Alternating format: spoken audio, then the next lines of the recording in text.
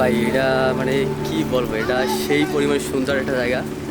মানে আপনারা শুধু দেখেন যে আসলে কি পরিমাণ সৌন্দর্য, মানে আসলেই মানে প্রকৃতিটা কি পরিমাণ সুন্দর, মানে সেরা ভাই সেরা। মানে আপনারা যদি না আসেন তাহলে বুঝতে পারবেন না আসলে যে কি পরিমাণ জায়গাটা সুন্দর।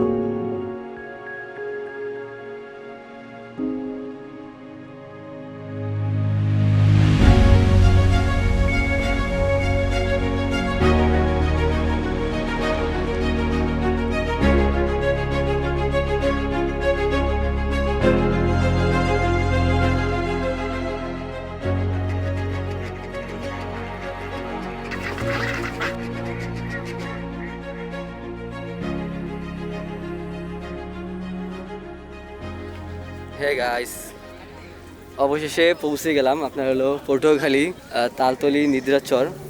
দেখতে পাচ্ছেন যে পরিবেশটা কেমন চারিপাশে, এদিকে যে সমুদ্র একদম অনেক সুন্দর একটা এরিয়া। এখানে দেখতে পাচ্ছেন চারিপাশে পরিবেশটা কেমন, অনেক সুন্দর অনেক সুন্দর অনেক সুন্দর।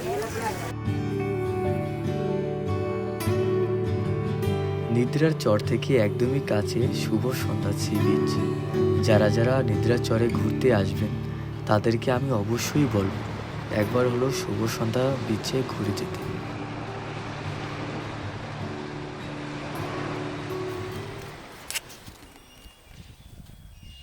গাইস, আমার পিছনে দেখতে পাচ্ছেন যে জঙ্গলটা, এবং এখানে দেখতে পাচ্ছেন এই যে সমুদ্রের পাড়। আপনাদের হয়তো মনে হচ্ছে যে আমি কুয়াকাটা আছি, কিন্তু আসলে কুয়াকাটা কি এরকম ফাঁকা থাকে? দেখতে পাচ্ছি এরকম ফাঁকা। আমি আছি আপনার হলো শুভ সন্ধ্যা সি বিচ, যেটা হলো নিদ্রার চর থেকে একটু দূরে। এই যে আপনার পাশে দেখতে পাচ্ছেন এই যেটা, এইটা হলো নিদ্রার চর, ওই যেটা ওইখান থেকে একটু দূরে আসলে আপনি এই শুভ সন্ধ্যা সি বিচে আসতে পারবেন। একদম ফাঁকা সি বিচটায় কেউ নাই টোটালি। আমরা এখন এখানে গোসল করবো এখন সমুদ্রের ভিতরে। আজকে একে তো ওয়েদারটা অনেক জোজ, ওর সাথে কোনো লোক নাই, একদম ফাঁকা। সাধারণত ফাঁকাই থাকে, কোনো লোক এখানে বেশি সাধারণত আসে না। এইটা হলো আপনার পটুয়াখালী তালতলি নিদ্রার চর যে আছে, ওইটা থেকে একটু পাশেই শুভ সন্ধ্যা সি বিচ বললেই সবাই চিনাই দেবে আপনাদেরকে।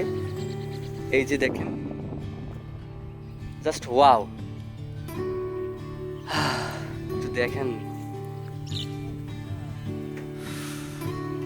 সেই মানে কি সুন্দর দেখতে, কি বলবো, দেখার মতো জায়গা, সত্যি দেখার মতো। মানে প্রকৃতি আসলে কতটা সুন্দর আর শান্ত। যদি কেউ খোলামেলা সমুদ্র উপভোগ করতে চান, প্লিজ এখানে একবার আসবেন। দেখেন মানে কেউ নাই ভাই, কেউ নাই টোটালি। মানে আমরা বাইরে দেশে যেরকম দেখি কেউ থাকে না একটা সমুদ্র সৈকতে, একদম ওই রকম ফুল